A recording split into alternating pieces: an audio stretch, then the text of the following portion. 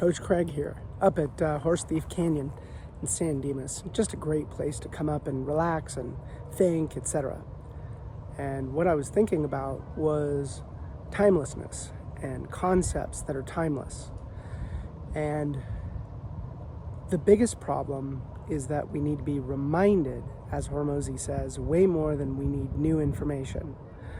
And throughout the ages, there's been lots of wisdom that if we read it today would resonate with us as it did 2,000 years ago. And that timelessness has some certain attributes. And you can test whether something is timeless by going back in time or going forward in time and trying to imagine a future where the thought isn't true. And so when I think about natural surroundings that humans live in, I have a really hard time seeing how that's not timeless. And whether or not you believe we live in a virtual reality is beside the point. But we have a physical matter reality here.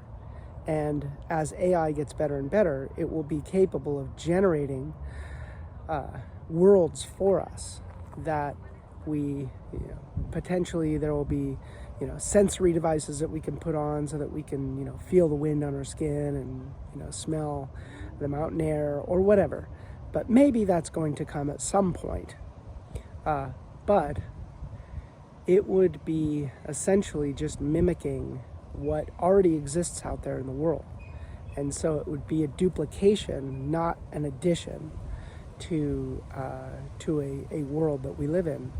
And so the physical environment and just being out in nature feels to me timeless. It feels to me like the things that organically exist here, the things that have not been constructed through concepts and human thought, are very timeless.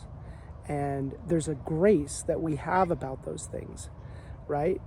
It's like we're okay with trees not having perfectly, perfect branches, and, all the bushes over here are just perfect. They're beautifully growing in the way that they are, that they choose to grow.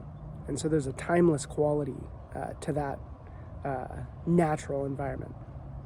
Anyway, just a thought for today. Coach Craig out.